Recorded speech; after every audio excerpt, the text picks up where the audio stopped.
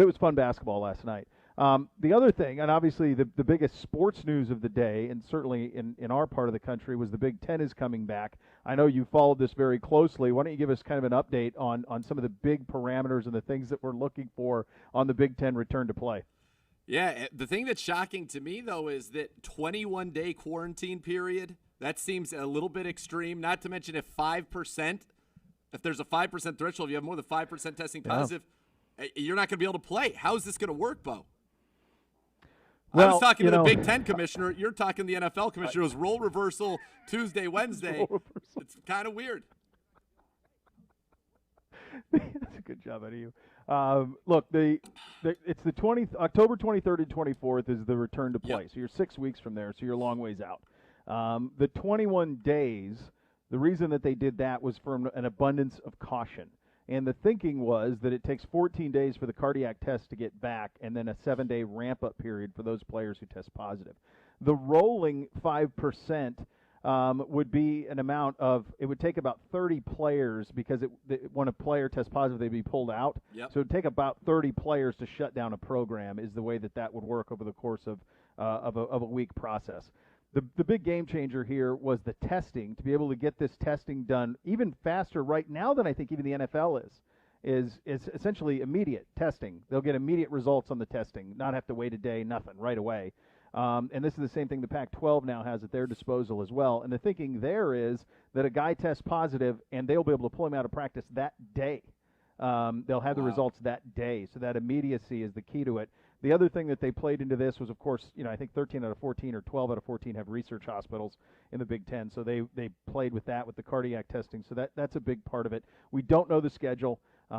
We do know that it's going to be similar to the schedule that was put out from an all Big Ten perspective. Look, there's still a lot of hurdles to get to that point in terms of getting back to play. And I don't think, least among them, the fact that if everybody plays their games, the Clemson will have played 6-7 games by the time Ohio State plays one. The SECs will have played 4 by the time Ohio State plays one. But this is a good news to get the Big Ten back. I'm a little surprised that it went that far out, but they're not going to start testing until September 30th, and so that's why that was, because that would allow for the 21 days to be cleared for the people who test positive right away. But I think that what this shows is the coaches in the Big Ten, more so than the people who had fake sources and nonsense on social media, the coaches in the Big Ten standing up and saying, we want to play, we're ready to play, we feel safe to play. That allowed for it. The other thing the Big Ten had to do, and people, we do NFL, so we don't have to worry about this nonsense, but amateurism was a huge part of this. Of course. And they're going to play the other fall sports too, and that allows for them to get around that. And I think they had to, which I think is a smart move on their part. What about guys who opted out who believed that their team were not playing? Are they going to be allowed back? I'm sure they will. The two that come to mind from Ohio State are Wyatt Davis and Shaun Wade. Davis is a borderline first-round pick, probably the first interior lineman off the board. Wade will be a first-round pick. My hunch would be that Davis would be more likely to come back and that Wade would probably, my thinking would be stay out. That's my hunch at this point. I haven't seen anything official yet. The other Big Ten kids have declared in August that they were out. Micah Parsons, Rashad Bateman, they're not guys. playing for a potentially Rondale national Moore. title like Shaun Wade could Yeah, win a they're national playing for something championship. different, obviously. Right. Yeah. I hope he would come back. So. Ass wants him back. Well, this is a good day for us. It's a great day for us. It's a great day for us. He's going to sleep well tonight after some cocktails on a first Friday. Lots to get to on the program. A lot of fun to be had today. We will go around the league. We'll get into the matchups. Bernie will join us in the second hour. Have some fun with the NFL stadium rankings as well. Lots to get to here on a first Friday. Make sure you act accordingly. Cleveland Browns Daily, 850, ESPN Cleveland.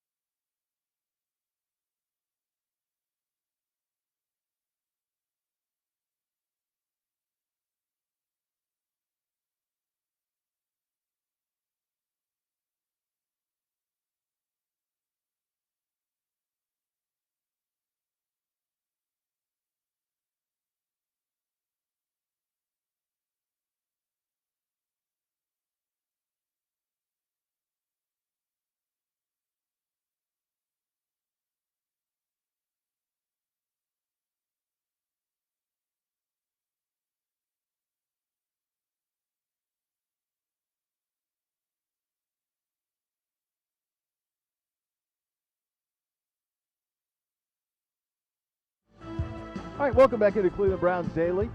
Beau Bishop here for my friends at Weather Seal Home Services. Guys, they're the best in the business for any home improvement need. Any home improvement need. Right now, just $1 down plus low monthly payments. You get a new roof plus free gutters that your home probably needs.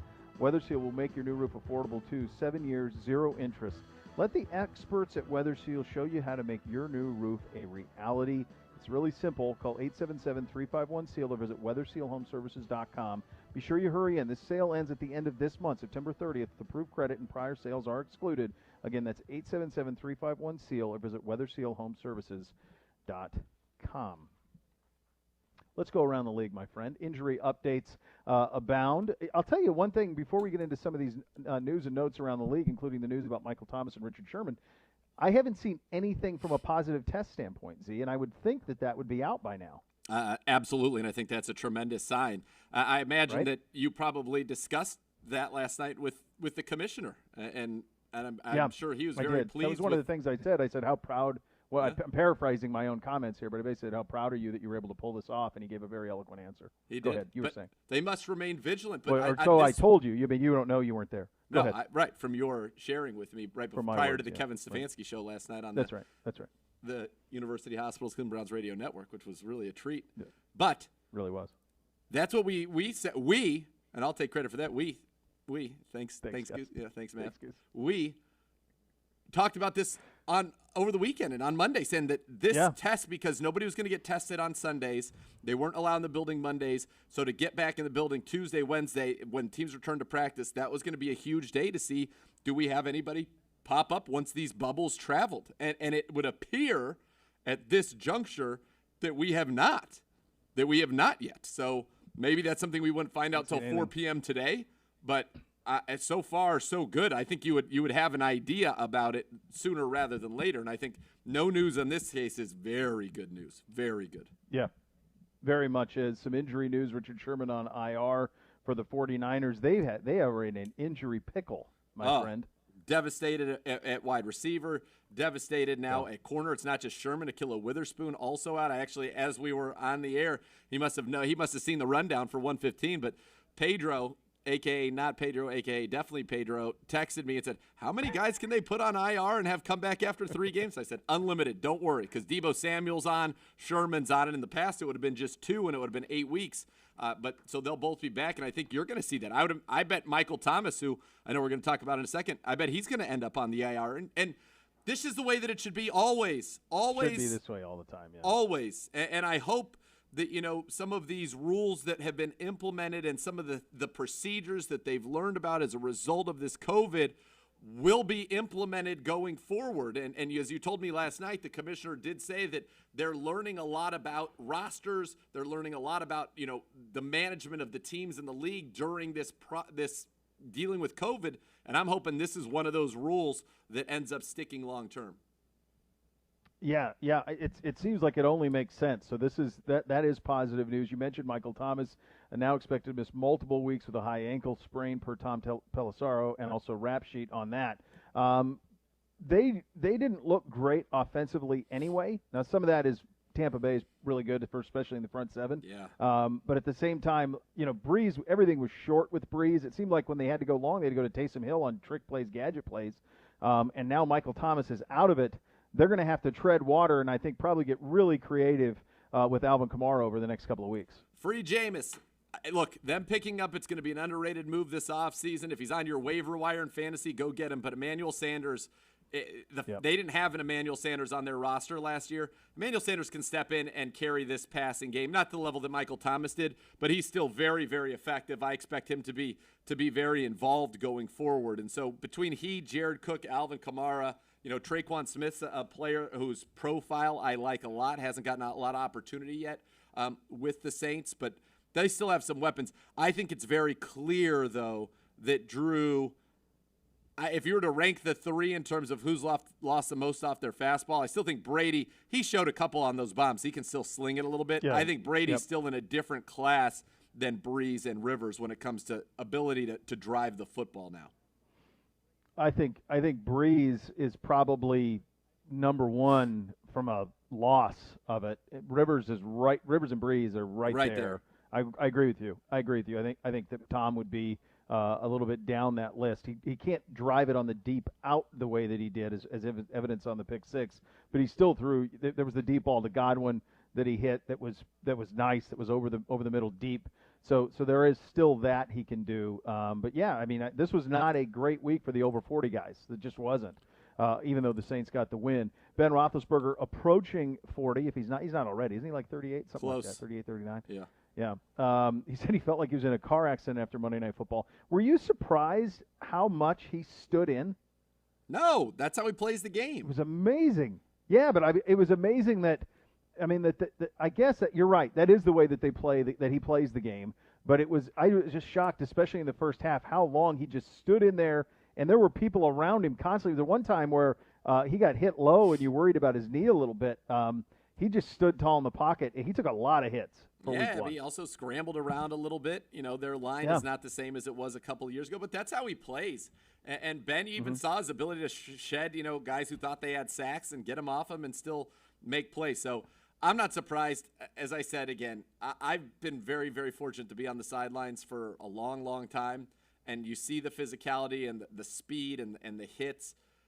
It's different this year when it's quiet, and I think that you get I think on TV, that you want to know the one thing that I thought was the most noticeable about TV was how much more you heard of the physicality of the game, because the ambient noise is not constant noise of a stadium. It just isn't. So I'm not surprised he feels that way. He hasn't been hit in a year, and he's not a young man. Come on. Yeah. I'm 40. Yeah. I'm a man. I'm 40. I'm 42. I'm not even built like that guy. He's a tank. No, I'd be done for. You wouldn't see me for months. I feel it when I stack logs for a fire out back, let alone taking hits in an NFL game. So, yeah, absolutely. NFL.com ranked the top 15 offensive players from Week 1. Mahomes, Wilson, and Lamar. Those three were just sensational. Aaron Rodgers, I would assume, would have been fourth on this list. I don't have the energy to click on the link. He's not. It's absurd. Aaron Rodgers is sixth. He's sixth. First of all, Russ. Who do they have four then? All I've been telling people. Russell Wilson threw 4 touchdowns, only 4 incompletions, and one was an egregious drop by DK Metcalf. Yep. He should be 1. Lamar Jackson should be 2. What else were you saying about that in terms of his incompletions? I remember you saying this yesterday on the program, on the coach's show. Yeah. His 4 incompletions were all to the same guy. That's right. All of them to DK Metcalf. That's right. Yeah. 8 targets, 4 catches. Everybody else caught every pass thrown their way. 8 for 8, Lockett, so on and so forth. He should have been 1. Lamar Jackson should have been 2. Rodgers should have been 3. Mahomes was good, but it wasn't like they ran the ball a ton. That's true. He wasn't the most outstanding. He was okay.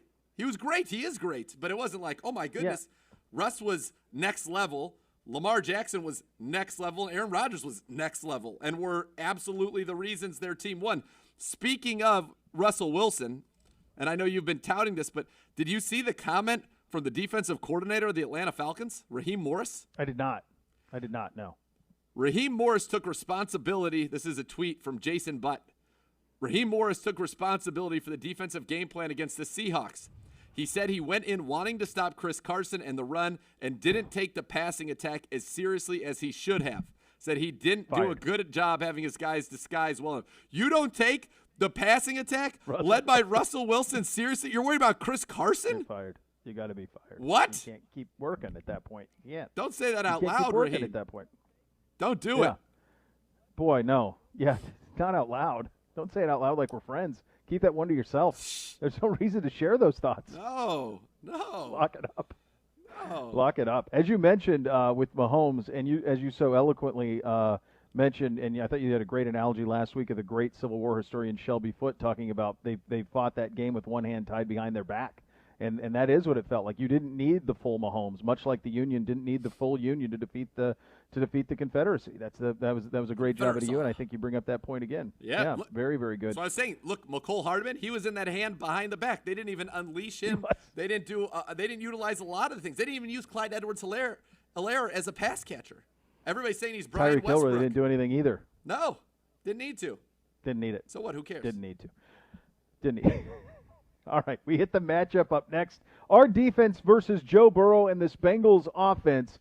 This Bengals offense taking a lot of confidence into this game off of what they did at the end of the last game. Can they play it out over a whole season? It'll be our job to stop it. We'll get into that coming up next. You're listening to Cleveland Browns Daily on 850 ESPN Cleveland.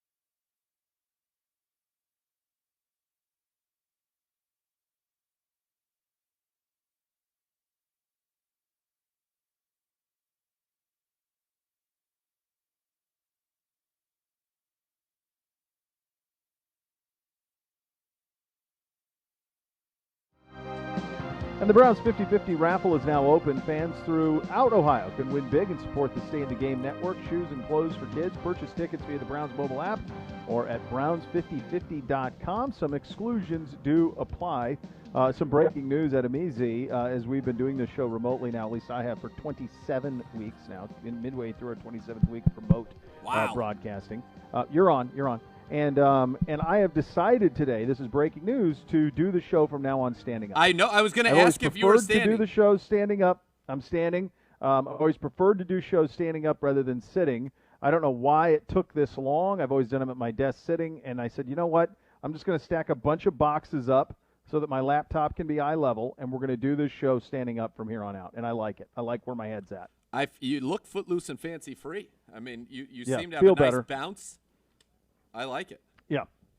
Yeah, it's nice. It's a good development. I'll keep you guys updated on it. Yeah, let us know as it goes along. I don't want you to miss out on any of this. All right, let's get into the matchup. Our defense, their offense.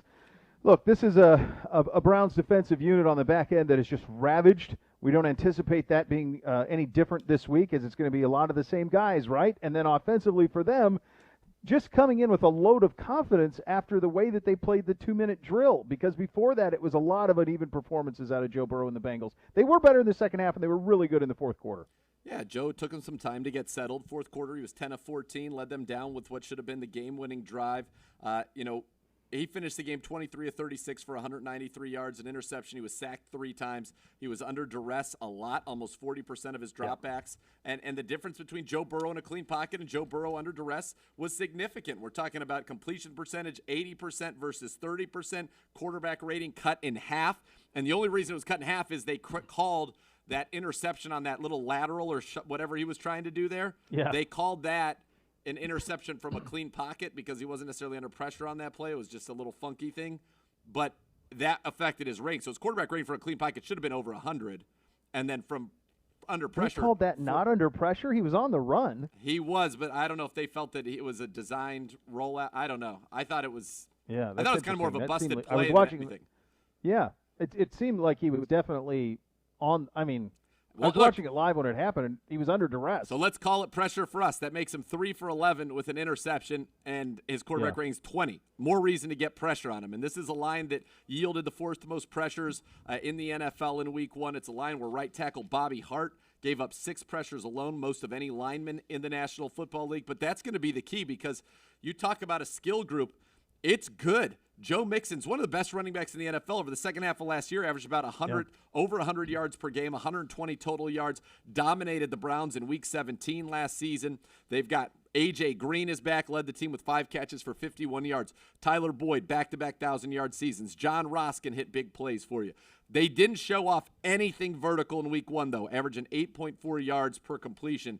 But this is an offense that has talent at the skill positions in spades, and you need to disrupt them. You need to dominate the line of scrimmage and make Joe Burrow uncomfortable. Yeah, it's as simple as that. And I think, one of the really, really big things that came out of the game against Baltimore, and I think it had more to do with, some of what happened in our secondary from an injury standpoint and just Lamar being great. But that surprised me when you had that stat on Monday about how much pressure we forced surprised on Lamar. All of our fans. They're like, we had no pass rush. They said, what are you talking about? I said, look, I don't make the stats. Yeah. But we were around him. Think about That's how many the real times truth. We were. He just never was affected by it. It seemed like he was just calm amidst pressure and created space when he needed to with his legs. Now, the same will not be true. You're going from the MVP of the league to a guy making his second ever start in an NFL game. Correct. So this will be a tremendous difference. Now, I will say this for Joe. If you wanted a warm-up for us, that defensive line that the Chargers have is a pretty good one. So that he will see him in back-to-back weeks. Larry Ogunjobi was just a revelation in the middle of our defensive line. It was incredible the way that he played. And we need to have that. We need to get home with Joe. I mean, that's what it is, and it's going to be easier to get home with Joe than it was with Lamar.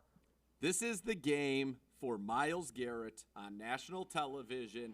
We know what happened the last time he played Thursday Night Football, to reintroduce himself as one of the most dominant forces in the NFL. We saw, you talked about Aaron Donald, Sunday Night Football, absolutely wrecking a game. You saw in Pittsburgh, both Watt and Dupree absolutely wreck a game in primetime.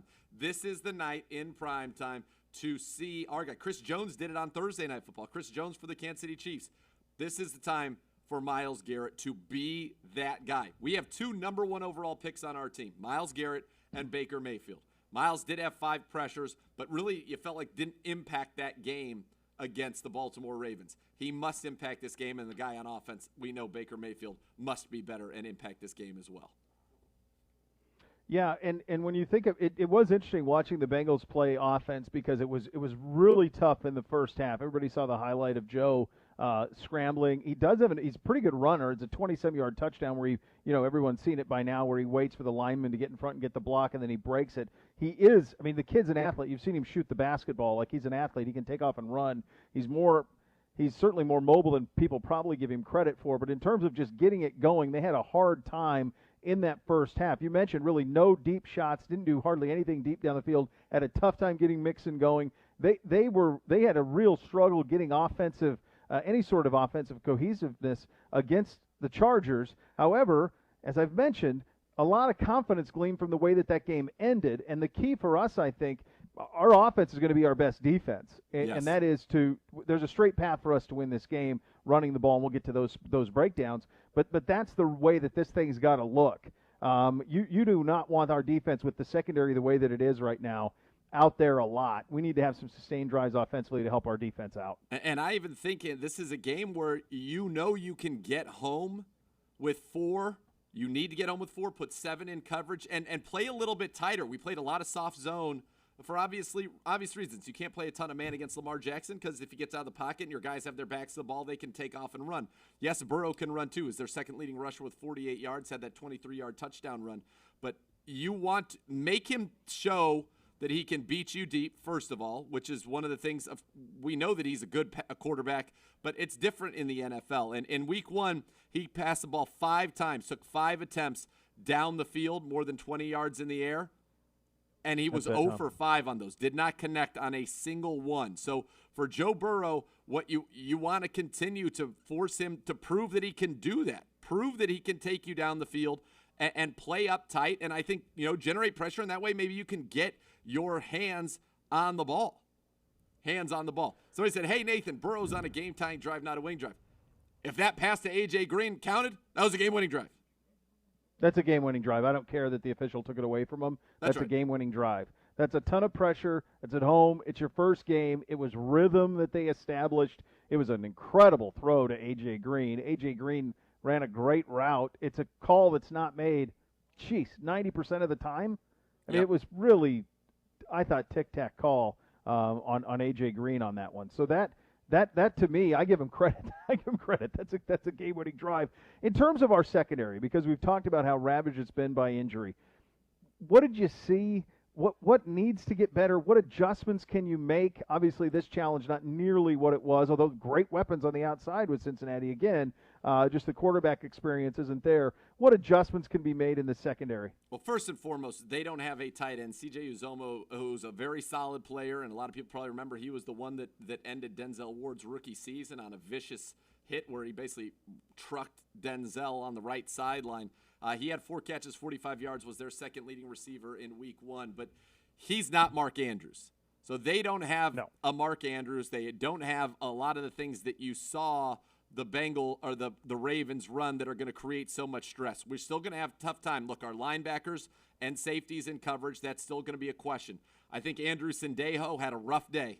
I don't think there's any other way to say it. I think he would probably be the first to tell you he had a rough day. He's got to be better. And like I said, it's not going to help for this week, but week 3, our secondary should be much better. Tavier Thomas had a rough day. The guy's never played corner in the NFL, really. So it's not your ideal personnel groupings. It's not what you necessarily thought was going to be out there. But listen, the fact of the matter is you've got to dance with what brung you. And what's going to help those guys more than anything is pressure. Pressure, pressure, pressure. Yeah. You've got to get to Joe Burrow. That's going to be critical. And if you do that, you've got a little bit more of a chance. But again, this team, C.J. Uzomah is not a Mark Andrews. They're not going to come with a lot of multiple tight end sets. They're going to be much more of an 11 personnel team, which means we're going to have to be a lot more with, Tavier Thomas, or maybe MJ Stewart gets more reps. And I would think he probably should. Tavier's great special teams player, showed a lot on that blitz. I thought came off the edge very quickly. He got one of our 2 sacks in that game with Claiborne getting the other. But it's asking a lot out of him and this defense, and it's unfortunate. We thought we had so much depth, remember, at the quarterback spot, but inside, outside is different. And unfortunately for the Browns, inside you're fairly compromised. And matching up with Tyler Boyd in the slot, boy, that's not a great matchup for us. Denzel's got to handle A.J. Green on one side. Money Mitch is going to have to deal with Ross on the other. But the slot matchup, which is going to be Tavierre, if we play man, Tavierre Thomas, Tyler Boyd, that's an advantage for the Bengals. He's going to need help, and that help's going to have to come from the safeties and the linebackers when you get some of those low crossers. That's a matchup that concerns me a little bit. Yeah, one of our corners, the stage should be set. Casey Hayward, who plays for the Chargers, the AFC Defensive Player of the Week for his performance against the Bengals last week with the 12 tackles and the pair of the passes defended. He had 12 solo tackles in the game. So there's going to be opportunity for our corners to make big plays in the game, I would think, based on the little bit of history that we have there. You mentioned the Jacob Phillips injury. What do you anticipate us doing now? We went with a lot of base against the Ravens, obviously. What do you anticipate this looking like if Phillips is not able to play on Thursday night? I think Malcolm Smith will get the call in base situations, but I think we're going to be a team that's going to play a lot more nickel this game. They're a lot more, like I said, an 11 personnel team, and boy, you sure wish that, Ronnie Harrison Jr. had been here a little bit longer, that if he had been here all year, he's playing probably a lot of snaps. So that, to me, that's tough. Losing Phillips showed what he could do against the run. And in containment against Lamar Jackson, but he's not a cover guy either. Malcolm Smith looked pretty good in coverage, actually. He was the one guy from our linebacking core that graded pretty well in coverage in week number 1, so I'd expect you'd see more of him. Taki's got to continue to improve. This isn't a team, though, that's going to really dice you and attack you with their stud tight end, which is exactly what we saw Baltimore do. This is a team that's much more about its receivers. So, as I said before, I'm more concerned about Tavierre Thomas, Tyler Boyd matchup than really any of the other matchups on the field. Yeah, that's the one that certainly is the red flag. In terms of Harrison, about 10 days he's been here. Is that where we're at by the time we play this game? A little more than 10? Is it it'll that be about long? 10. Yeah, it'll be about 10 days. Yeah. Just in terms of sometimes what I say impact just get him out there and play. Get the talent on the field. I kind of think about that too. Play. Yeah. Nature versus nurture, Lodge. Nature always wins. Let him play, man. He's incredibly smart football player. Was one of the guys who called the defenses for Alabama, and when Minkah Fitzpatrick was on that defense, was one of the guys there. Was just a really solid football player in Jacksonville. And sometimes this might be an instance where you say, look, we're best with you out here. Let's take some of the mistakes if they happen. We had mistakes last week, and you didn't play. Right. And certainly you can do some things that some of our other guys can't do, so let's get him in there and see what happens. It might have to happen on Thursday night, Z. Brother, I'm with you. I want Harrison and I want MJ Stewart both to play. I want them both to play more, and I want Tavierre Thomas to focus on his role as a special teams guy. I just think that's a better utilization of his skills, and it's a better utilization of the skills of MJ Stewart, Ronnie Harrison. It's just coaches need to trust. They need to trust that they can, when they call a certain defense, you are going to do your job. And what breeds that familiarity breeds trust, and also seeing somebody execute it consistently. And I think the hard part is this being a Thursday nighter, they have one practice that was probably not even as rigorous as a normal practice would have been in between the last game and this game. So how much ground can they make up? But to your point, I would say our point as guys who are not there and we're not able to, see how they're progressing. Right. I would let's put my best guys on the field and let's see what we can do. Yeah, let's just let them play instinctually, and maybe that's the best route going forward. We'll see if it is. I think in simplest terms, guys, if you want to get a win, you're going to need to get a win. If there's a lot of pressure to get a win, certainly that the organization feels, that the team feels. The simplest thing that has to happen, it's job one really, even more than anything the offense do, is the front four's got to get home. Our front four on defense has got to be able to get to Burrow, and it ought to be able to, and wreak havoc on him. And if you do that, it's hard for me to see us losing. If you're able to get to him with those four and they're able to wreak havoc around him, then you have a straight path for victory. And that's when you think about this defensive matchup, it really is that. That's the key to it. It is, and I don't want to minimize Joe Mixon because I think that and I think it goes hand in hand, right? You've got to stop the run and put them into those third and long, obvious passing situations, and when you do, that's when you must get home. Mixon, coming off of back-to-back 1,000-yard seasons, and Week 17 last year, it's hard to forget, 26 carries, 162 yards, 2 touchdowns. Even in Week 14, 23 carries, a $146, a touchdown. He added 40 yards receiving in that game. So we're talking about a guy who's put up over 175 total yards with a score in each of his last 2 games against the Cleveland Browns. It's stopping Mixon and pressuring Burrow. Those two together make it, in my opinion, hard to see them scoring a lot of points. Yeah. And if they don't score a lot, I do think we're going to be able to score against them. We're going to talk about their defense. Their defense is banged up.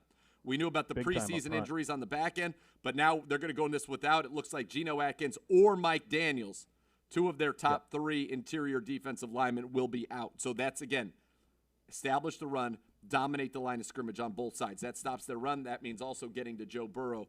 And if the Browns do that, yes, they should win this game. The Browns are the better team. They need to come out and play like it and execute and not shoot themselves in the foot. And defensively, that means good tackling. It means no blown coverages, which is probably the coach is saying, well, hey, bozos, you're telling us to put guys that haven't gotten a lot of experience in here, but you're also saying we can't have blown coverages. I also trust those guys. I trust them. Harrison. They played more in the NFL. Go big play. They played a lot more games than Tavier Yes. has. Yeah, you trust guys who have seen the live bullets. Harrison sees a lot of live bullets. All right, coming up in the second hour, we'll join by Bernie Kosar, our first time of the year being joined by the great Bernie Kosar, so we look forward to that around 2:15. We'll get into that matchup that Z talked about with our offense versus their defense. Have a little fun with the stadiums. ESPN ranked all the NFL stadiums number 1 to number 32. I haven't looked at the list. We'll do our top 5s and go through the criteria and let you know where First Energy landed on that. That's all still ahead. You're listening to Cleveland Browns Daily on 850 ESPN Cleveland.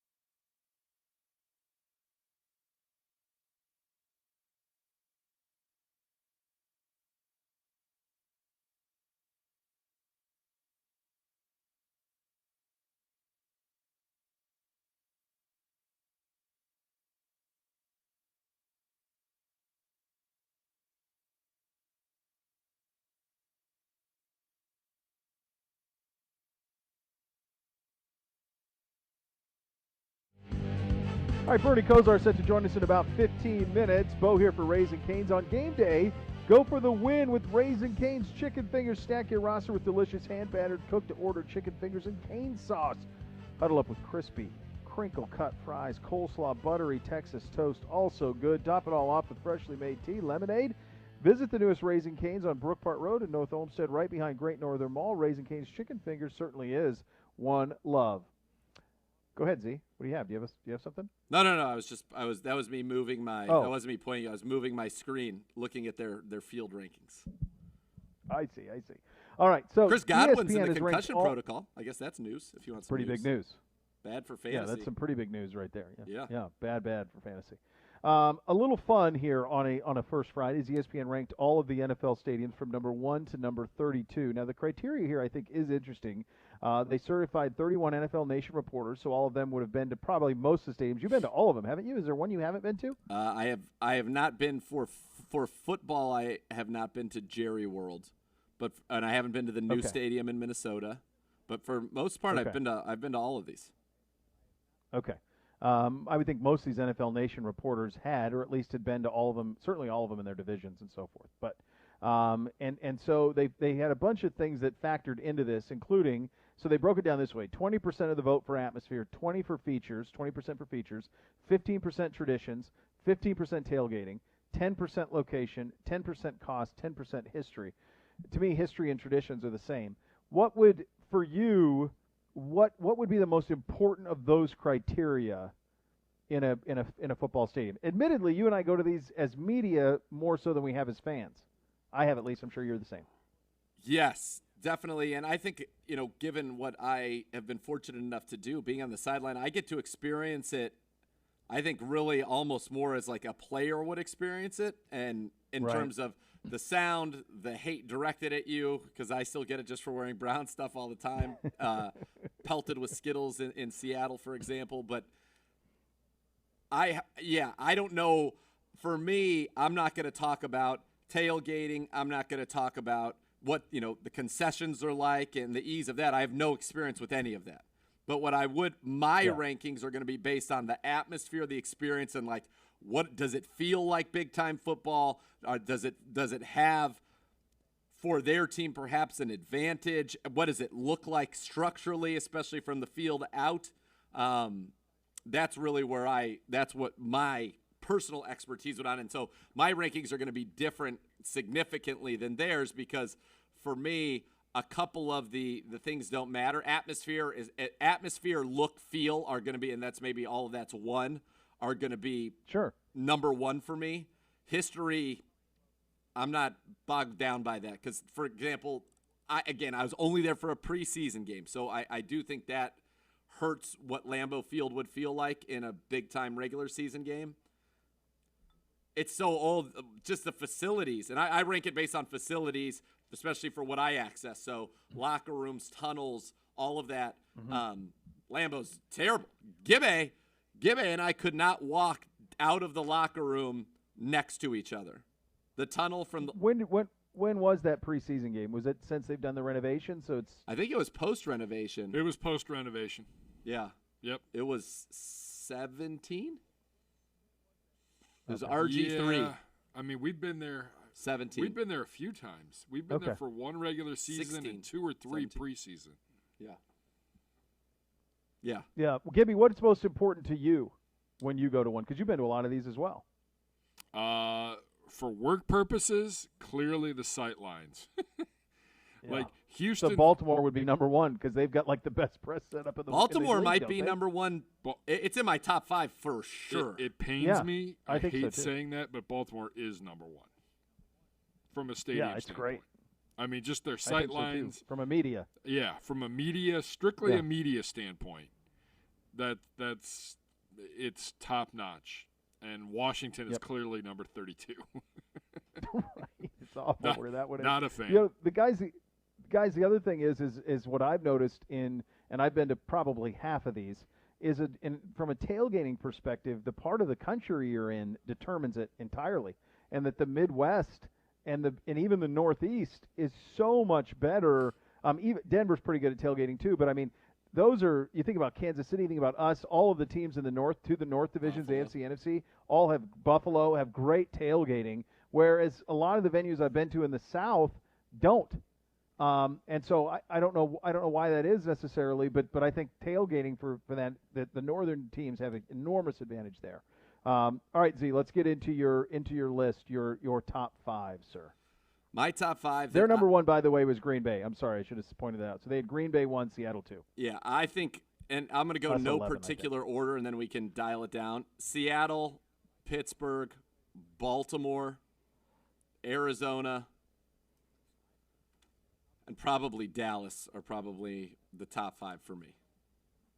Arizona is a surprise to me. Now, I've never been there for a Cardinals game. I love that trip. The trip I love. Well, but I don't that stadium in Glendale is so far from where I want to be that I would have that lower on the list. It's a great facility. I've seen Ohio State play there a bunch of times. It's awesome inside. But it's an awesome facility. Beautiful. Yeah. I haven't been to the way new out there. Atlanta. It's an outpost. I also like I will say I'm a big Dome fan. I think Lucas Oil's very nice. Not as big a fan of what's going on in Houston. I can't wait to see Atlanta. I think the new Atlanta is going to be great. Obviously, I would imagine I will think what's going on SoFi is going to be spectacular. Sure. But for outdoor, Seattle, Pittsburgh, Baltimore are the 3. I'm not counting First Energy Stadium. Arrowhead just missed for me. Arrowhead had a lot of ambiance. I thought was very cool. Mile High is a very cool experience as well. I'm surprised looking at their list at Tampa so high. I love the Ship. I mean, the Ship's great, but you could be at that game and it's like a game's not even happening. I think that's that. How high did they have it? I think that's one of the worst atmospheres in the league. Is Tampa? They have Tampa and Jacksonville are terrible. Miami's no good either. No, Miami's terrible as well. They have it in 8th, which I find to be that can't be ridiculous. Yeah, Jacksonville doesn't even open their tailgate lots till like 10 o'clock in the morning. No, but right. Seattle, Pittsburgh, Baltimore, Kansas City, in terms of outdoor venues, I think that's as good as it gets. I really do. Heinz Field, I hate to say it, but when they play Renegade, it's just it's awesome. And I hope they do a good part job. of it comes from, they're always good. Their fans know they're always good. I think it's a very pretty setting when you look down the open side out at the rivers. And M&T it looks very cookie cutter. It's just solid. Not though. It's just a great stadium. From the outside, it does. It looks like you're a traditional. Yeah. When you're in it, though, it's great. It's great. Yeah. And even where they have, it feels like it's built for football. Every sight 100%. line is perfect in Baltimore. Perfect. Yeah. And where they have the screens is unique. That they're kind of built into the stadium in the middle. They're not at the top up above. They're kind of built into the end zones, above the end zones. It's a great atmosphere. It's a beautiful stadium. They tap into their purple and kind of that, I would always call it a little bit of a medieval feel that they have with that kind of gray stone that's around with it. It's great. Seattle's awesome. Architecturally spectacular. The field's great. It is so loud. The crowd is out of control awesome. And that's the same with Arrowhead. It's the crowd. Arrowhead's nothing. Arrowhead's cool too because that's one of the first ones that I can think of that's sunken, that you kind of walk down. You walk down into the stadium. Oh, okay. Kind of like the Big House in Michigan. So the only problem with Arrowhead is it's 30 minutes outside of Kansas City. It's nowhere close. Yeah, but location's not great. that also proves to be the greatest tailgate maybe that you will ever go to because there are no bars, and they're just you bring a car full of beer and just get lubed up. So also in Seattle, the greatest thing is you have a Starbucks barista in each of the booths that takes care of you for the entire game. I don't know That's about that. pretty good. Whatever you want. I've been to Original Soldier. I haven't been to the new Soldier Field. I like the Original Soldier just from a history standpoint. New one, no good. Original, fantastic. It's like a spaceship. New one. No, I know, garbage. but like inside, does it have a nice ambiance to it or not? No. No. No. New England was also very nice. Gillette's very nice. Yeah. Kind of in the middle of nowhere, but it's a nice stadium. Certainly inside's nice, and the clam chowder in the press box is spectacular. See, that's the Fantastic. other thing. With go ahead, M&T, Gibby. you get crab cakes at halftime. Oh, that's nice. Not me. It's a nice touch. See, we're all looking at this from our perspective, the media perspective. Yeah. The two new domes, the Jerry World is going to. I can't wait to hear your reviews of Jerry World. I really can't because I think it's going to just blow your mind. It's stunning, the scope of it, but then just everything was thought of. and I think the same will be true. You haven't been to Minnesota yet, right? No. I'm sure Minnesota and SoFi would be. Minnesota's perfect. Minnesota, if you're building a Northern Stadium now, and I know people clamor for outdoor football. No. Build a dome. Do what they did. Go copy that. Put a lot of windows up so you have all the natural light. You get all of the benefits of it. It's a cauldron of noise. Minnesota is really spectacular. I think those and I think Lucas Oil is really good too. From that standpoint, I was at the old Mile High when I was a kid, and that thing was crazy. That thing was absolutely crazy. I have to imagine probably what the old Brown Stadium was like. I would think just a cauldron of noise. New Mile High, I thought is still pretty cool in Vesco. Yeah, New Mile High was a lot of fun. Yeah, we've had good times up there. I think all of them are pretty good. Obviously, the bigger the game, the feel is the better that it is going to be. But I think I would say any fan of any team who went and just took in a game in Seattle, Pittsburgh, Baltimore, Kansas City would thoroughly enjoy themselves from more of a football purist standpoint. I think you get into the domes, Arizona, Dallas, Minnesota, SoFi, and probably Mercedes. I've heard the Mercedes Stadium's great too in Atlanta. Yeah, I haven't been there. Stay yet. away from Houston. Houston's the only one of the domes that I'm not. I even think there's some charm in Ford Field where you have the whole side that's brick. I think there's some charm in Ford Field. I like the Superdome too, just from the history of it. The look of it, like you remember all of those games that were played in there. And I've seen all these domes not only as a football fan, but in most cases. Sure. I've seen a WrestleMania in them. Right. Yes, you have two examples on that front. All right, this is a real treat. Our good buddy Bernie Kosar are going to join us coming up next. You listen to Cleveland Browns Daily on 850 ESPN Cleveland. Guys are both down. Short break here. Hey, do we?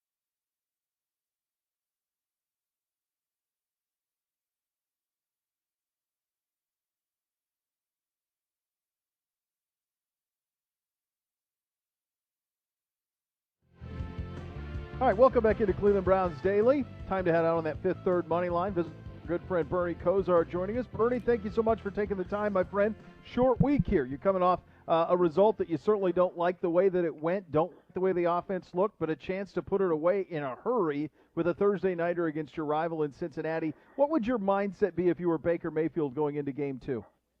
Hey, Beau, good to be with you. You're right.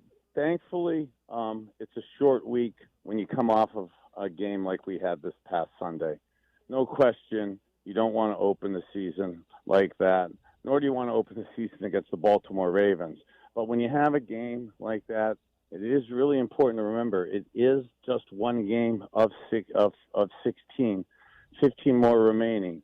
And you don't want to make too much or too little of any one game. But having a short week when you have that bad taste in your mouth, I think is gets guys that ability to stay focused and get on to the task at hand. And absolutely the task at hand of playing our second division game to start the year, of having the Battle of Ohio and playing the Bengals. We don't want to drop to 0-2, so it makes it almost essential for this game this week. It does, Bernie, and great to have you on the show. Miss you. You talked about good to be with you, Nathan. It's glorious. It's glorious, Bernie. You talked a little bit about Baker. What did you see from him in week one? And what needs, in your mind, if you're trying to get a quarterback's head, what do you see? How do you get it fixed? Well, one of the things that we've talked a lot about publicly and privately through the course of this new normal off season, but really in particular a lot last year, how we really, the three of us, really liked multiple backs in the game, Kareem Hunt, Nick Chubb. We really liked the play-action game. We liked the tight ends. And this system is really a beautiful system. If you like running the ball, you like play-action, you like personnel groups like that. If there ever was a year that we needed preseason games and the continuity and consistency and timing and precision that you get with an off-season program, it would probably have been this year, being it's basically the third system for Baker Mayfield and these young kids in 3 years, and having the consistency and continuity is challenging when you have not enough live reps.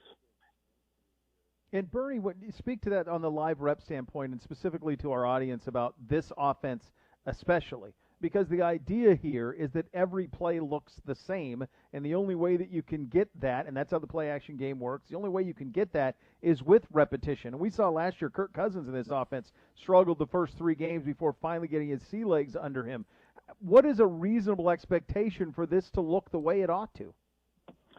And it's a great analogy to point out Kirk Cousins and the Vikings last year were a fantastic team offensively at the end of the year, yet early in the year had these similar type of questions spiraling around themselves. Also, given the fact that we were playing the Baltimore Ravens and Lamar Jackson, and they do an amazing job of running the ball and possessing the ball. So doing the running game, doing the play action pass, doing the multiple personnel groups, where you're doing the bootlegs and the nakeds off of play action, those work significantly better when you're leading or the game is close. So when you're behind and you have a team that's possessing the ball like that, it is tough to get into your rhythm. And again, not trying to make excuses for a poor offensive performance that we had last Sunday, but it's tough to get into your rhythm given that you hadn't had preseason games and Baltimore's possessing the ball so much, playing from behind like we were, almost being forced at times to throw the ball as the game materialized.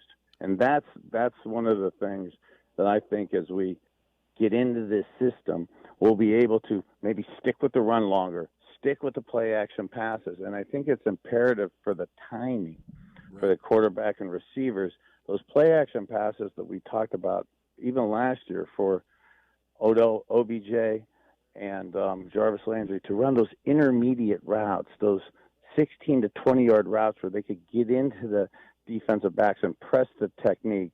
You saw Jarvis have a couple nice catches on square ends at 16 yards, even against the Ravens.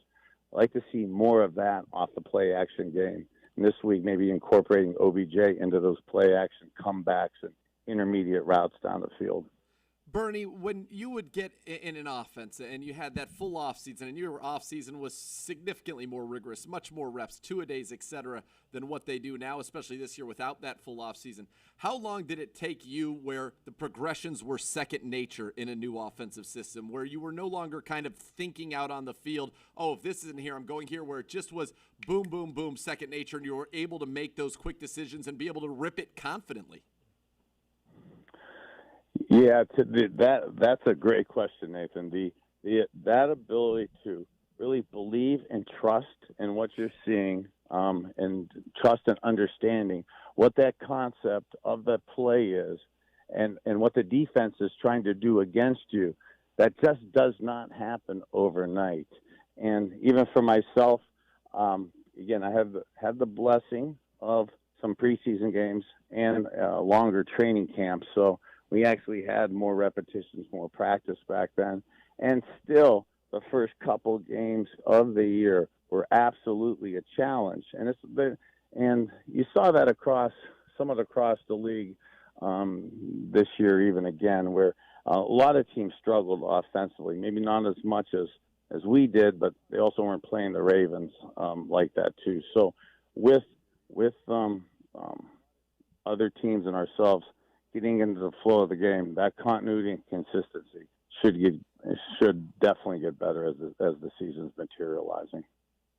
Bernie, as we talk about some positives, I thought the offensive line was pretty solid and really much improved from what we saw a year ago. What was your assessment of what you saw up front?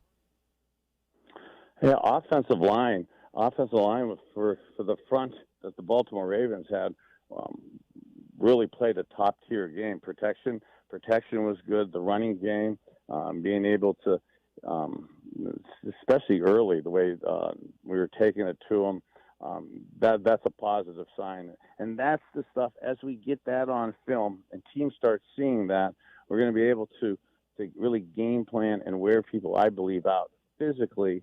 And as we're playing games, opposing defenses are going to start developing their personality and their characteristics. So going into game week 1 against Baltimore, even week 2 against Cincinnati, you're not exactly sure from an offensive perspective what the defensive coordinators are going to do against you, what their philosophical game plan is going to be. As the season carries on, you get a lot of film. You get a lot of film to break down and digest, and teams tend to show who they are. There are not as many surprises. Unfortunately, early in the year for offenses, we get a few defensive surprises from a game plan perspective, and it's essential that we're able to adjust to defensive game plans. Talking with Browns legend Bernie Kosar.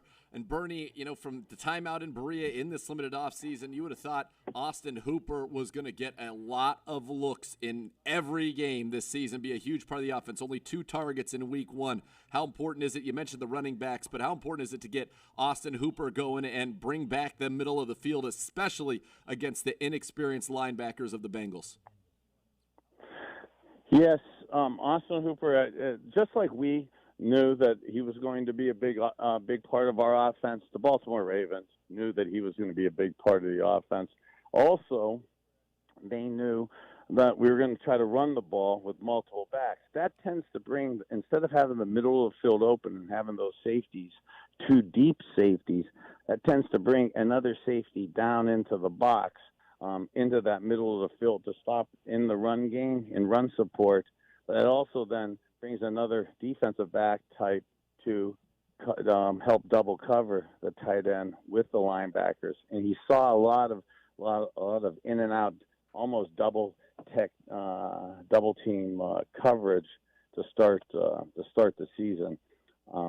When you're running the ball and you're able to have a little more continuity and consistency, absolutely, that'll probably be more of a focus this week. I love how David Njoku, played last week. He's got the knee issue, so I think we're going to see Hooper more of a factor in this game. Yeah, Hooper and young Harrison Bryant likely to get more opportunities this week. Bernie, what did the Battle of Ohio mean to you when you played? And obviously, it's in Ohio. We know Thursday night is actually the 100th anniversary of the birth of the National Football League, September 17th, 1920. To have that in Ohio, that anniversary, Browns, Bengals, pretty special, right? Absolutely. I mean, the old days of the Battle of Ohio between myself and Boomer, and we were doing a couple interviews this week and talking a little bit, so I had a good joke for Boomer. He of course, embellished his record against the Browns, but all of us Cleveland fans remember that the Bengals, if they won a game that year, they would win it early in the year, and then the game that mattered to go to the playoffs at the end of the year, the Browns always won. That's right. Let's go. He didn't. Though. Go ahead, Bernie. He didn't take too kindly to that joke. I bet not, but I liked it. He didn't, but it just was the facts are the facts. That's right. Yeah, they were, and you think about when you played, and you think about the fact that you got 2 number 1 overall picks at quarterback, 2 Heisman winners in Baker and Joe Burrow, and you hope you get back to that because you're pretty spoiled in your era with you guys being on the cusp of Super Bowls and the Bengals playing for a Super Bowl and losing to the 49ers, where this game was a monster every year, and that rivalry was really stoked, and it's been a while since we've had that, but hopefully these young quarterbacks can get that back, Bernie. Yeah, I like the direction of unfortunately I like the direction of Cincinnati and of Cleveland. That part we're positive of, but Joe Burrow and Baker Mayfield. Hopefully, this is something that we're going to see for the next decade. What do you make of Burrow, Bernie? What you've seen? Yeah, I was watching. I watched his film of the first game. And it was interesting from a rookie perspective. Some of the mistakes that naturally happen, but he did show massive composure at the end of the game, even after multiple mistakes, to show that composure and lead his team on a couple of 2-minute drives like that. It was impressive. His dad being a defensive coordinator, you could tell he's the son of a coach. His ability to understand X's and O's.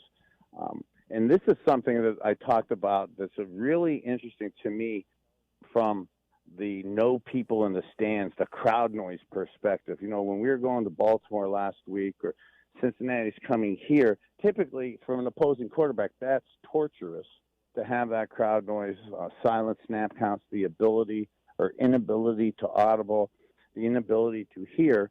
But now with it being basically quiet, with good motions and shifts and personnel packages, as a quarterback, you're able to hear the middle linebackers, the safeties, the nickelbacks doing their checks and their coverages. So by halfway through the first quarter, early in the second quarter, you should have a really good feel from a quarterback perspective of the ability to know what the defense is doing against you, because you're going to be able to hear their checks to your personnel moves. And I think Joe Burrow is going to be able to take as he matures into the league, he'll be really gifted at that also. Bernie, when you're a young quarterback in the league, pressure is even harder to deal with. And Burrow, week 1 from a clean pocket, 80% completions from a under pressure, 30% completions. And I think Myles Garrett is going to need to have a big day that front for the Browns getting pressure so they can drop 7 against him. But what is it about pressure, especially a young quarterback who hasn't had an offseason? Why will that impact a guy like Joe Burrow? Because, look, we got after Lamar Jackson, but the reigning MVP had all the answers, especially with us banged up on the back end. Why against Burrow, though, should that help us get the win? Yeah, young quarterbacks, any quarterbacks that have some sanity absolutely hate pressure. You have to make that quick decision. You tend to make some mistakes early in games. Younger players, you could actually put your team out of the game by making some of those mistakes early. I'm not sure though. That that's the point that this week somehow Jimmy Johnson used to say this. Somehow, some way, all that matters is we have to get that W.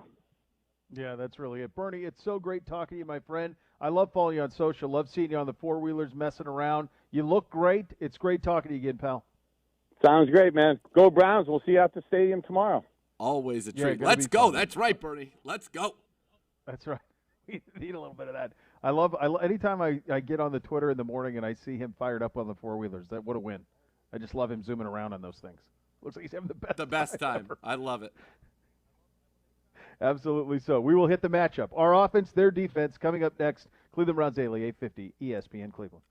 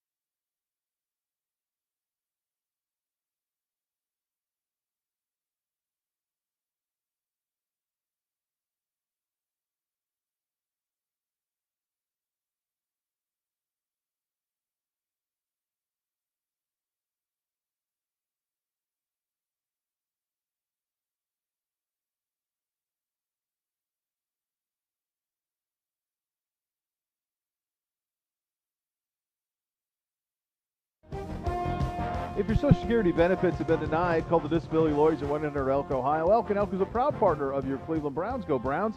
I should also mention that Bernie Kosar appeared on Cleveland Browns Daily via the Fifth Third Money Line. Yes. Fifth Third Bank making Cleveland Browns Daily a Fifth Third better. Time for the matchup, our offense versus their defense. Before we get to that, though, some outs from an injury report from our perspective. No surprises with Greedy Williams, Mac Wilson, Kevin Johnson.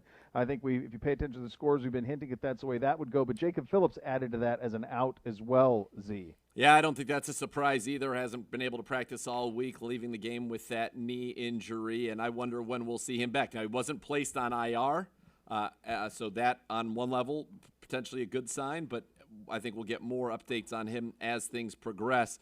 But no surprises there. Those are the four he expected to be out. The good news is Conklin upgraded his work. Landry upgraded his work. Both of those guys, as I told you, should be able to go. Wills is good to go. Hubbard's good to go. J.C. Treader, good to go for the Browns as well. And on the defensive side, I do expect Olivier Vernon to be good to go. He's the other questionable for the Browns. And for the Bengals, as you mentioned earlier in the program, the middle of their defensive line, lots out. Should be able to run right at them. Yeah, you're going to have to take it to him. Now, they did bring in DJ Reader, who is probably tied with Atkins for their best defensive tackle, gave him a huge free agent contract coming from Houston, and he is a run stuffer. But two of their top three, Atkins and Daniels, both of them will be unable to go, and that means sliding up is going to be Christian Covington. You've got to try to take advantage of that in the middle of their defense. That's really what we're trying to do anyway, get these guys running vertically, be able to get some of that play-action boot, some cutback lanes, and try to exploit Covington in there as he slides into their starting lineup.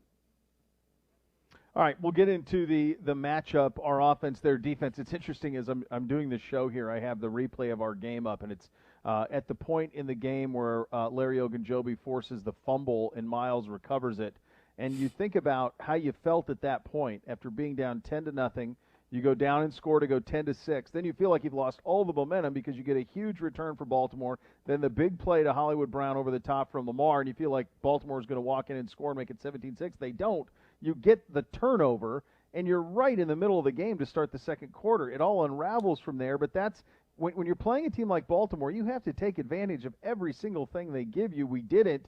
And some of watching Kareem Hunt run with effectiveness right now, it really just got off the rails in a hurry in the second part of the second quarter.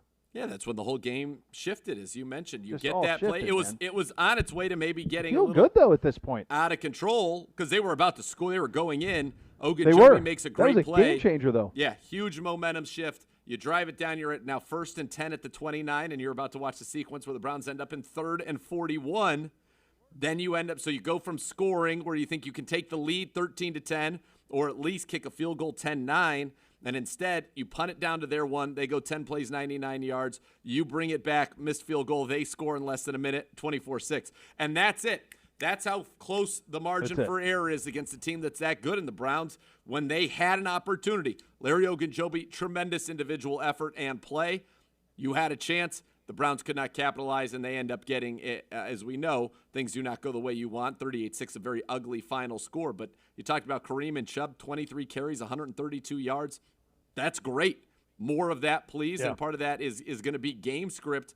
But you've just got to be more efficient with your passing game, getting the ball down the field, having a higher completion percentage. You're just over 50% again, which is it's not good enough in today's NFL. That's not what the good quarterbacks are doing. You talk about Lamar Jackson and Russ had 9 incompletions combined and threw 7 touchdowns combined, and we had 18 incompletions. Yep. Yeah, you can't have it. So that when you go to this matchup with this Cincinnati defense and the vulnerabilities are there in the middle because of injury, Geno obviously one of the best in the league when healthy, really young at linebacker and inexperienced at linebacker, this would seem to be, we thought we would have this last week as well, a very heavy Kareem Hunt, Nick Chubb game, and Austin Hooper, who just had 2 targets last week. I would assume that would be the way we go about our business as we get into the matchup, Z. Yeah, you want to attack again these linebackers, young and inexperienced, and nobody with the pedigree of a Patrick Queen in this linebacking room. You've got Bynes, who was jettisoned by the Ravens this past offseason. They didn't think he did the job well enough at that middle linebacker spot. You've got Jermaine Pratt, who was a mid-round pick. This year's third-round pick, Logan Wilson. Fourth-round pick, Akeem Davis-Gaither. All of those guys are the ones that you need to attack. And again, our defense stresses linebackers. And I thought, honestly, Queen made some plays, but we had opportunities to exploit those linebackers in the middle of the field, and we did not on Sunday. We didn't, but you had chances. This week, you've got to take advantage of it. Good corner, William Jackson III. Great free safety, Jesse Bates III. Not necessarily a great corner trio. Darius Phillips, LaShawn Sims, Tony Brown are the backup corners.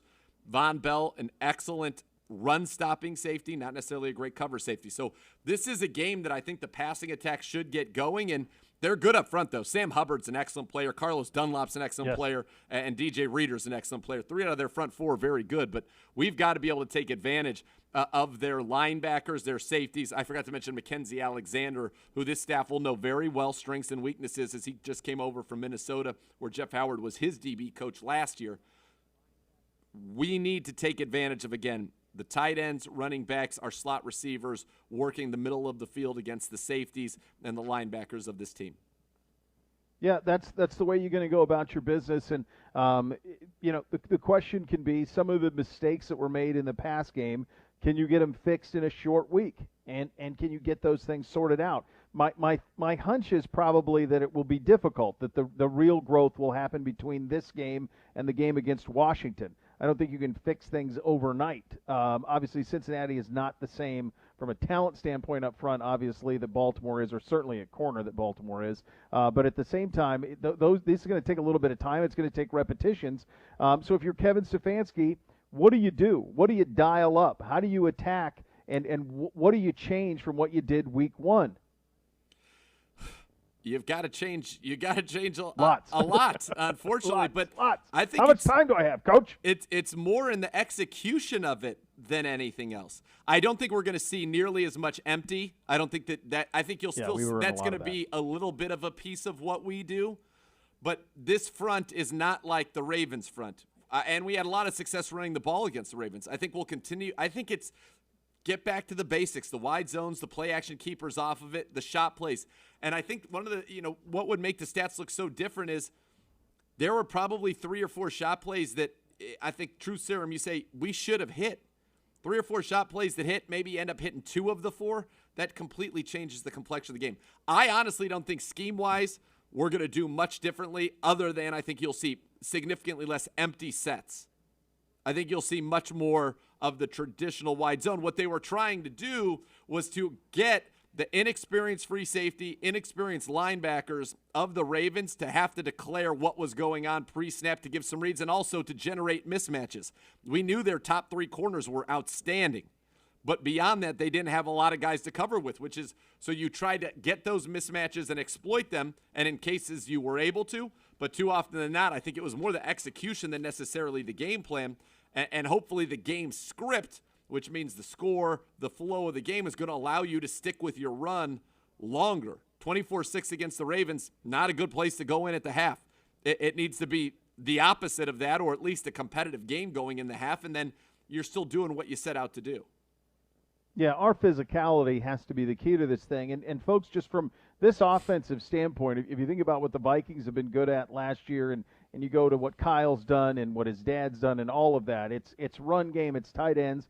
And we talked about it, you just alluded to it, it's shot plays. You got to hit those. Yep. That's what keeps everybody on their heels a little bit. And we have talent that ought to be able to hit those big shot plays, and they're there. You just have to make those plays and to be able to make this Bengals team suffer a little bit. I tell you what, if you want a real simple recipe, dictate tempo with your run game, get after Burrow, make Cincinnati chase the game, take Mixon out of it, because Mixon's a superstar to your point earlier in the show. Take Mixon out of it, and then get into your business that way and make the rookie quarterback come from behind and throw the ball a lot and be able to get after him with the pass rush. This is a simple recipe. It's one that ought to be able to be followed, frankly. This is a Cincinnati team from an expectation point, has very little. They are confident going into this one. Your expectations of the playoffs, you should take care of business, and that's the recipe to be able to do it, my friend. Yeah, you've got to take care of business. This is it's too early for it to be a must, but it's pretty close from a momentum standpoint. From all of that, it is a very important day for the Cleveland Browns to get this season back on the right foot. You get to 1-1 with the Washington football team coming to town, and then all of a sudden you say to yourself, okay, we're right back where we needed to be, a chance to go 2-1 and get out of this first quarter of the season in a spot that looks pretty good. You and I talked last year so much about this when we spent so much more time talking about expectations, but we break these down into 4-game increments. What do you got to do in this 4 to get to the postseason, that type of thing. I think a very realistic expectation for both of us, even though we didn't speak about it, I don't think I'm speaking out of turn, would have been 2-2 through the first 4. I think that's where you wanted to be coming out of this 4-game part of the season, this 4-quarter. In order to do that, you're going to have to you really want to beat Cincinnati and Washington, because going to Dallas is going to be hard, obviously. So that's kind of the way that you got to go. You look at these next 2 games, you say if your goal is to get to the postseason, probably need to get the next 2.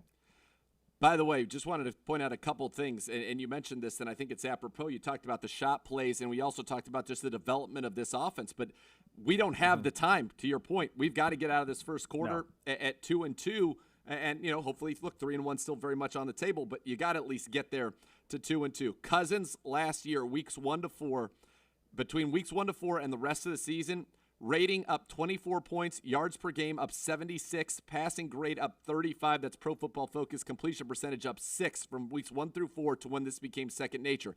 Then you talk about shot plays. This, I think, is going to surprise a lot of people. Kirk Cousins last year, 887 yards off of pass attempts more than 20 yards in the air. He was 9th in that regard. He only had 61 attempts, which was the fewest of all the people in the top 9. His quarterback rating on passes of more than 20 yards in the air, which are these play-action shot plays that this offense gives you, 120. Third best in the NFL, behind Mahomes and, believe it or not, Gardner Minshew on the deep passing. Wow. But you need to, in this offense, part of it is being effective on those verticals coming off of these play actions and the ones you get. Think about who else runs an offense similar to this. Garoppolo, his quarterback rating on these bombs, 105. You think Tannehill was running something similar in Tennessee? You didn't think of him throwing it vertically a lot? Quarterback rating 113. That's where you've got to be. Last year, Baker was at 71, 36th among quarterbacks on 20 yards in the air or more. So it's not only when they get dialed up, and they were there in week 1, it's the effectiveness that has to be there, because you can't just grind in the NFL. Kevin Stefanski told us that. You've got to hit those chunk plays. Yeah, you certainly do. So that is it. The table is set. We will have it for you tomorrow night. One final segment. Lots more to come. Cleveland Browns Daily, 850 ESPN Cleveland.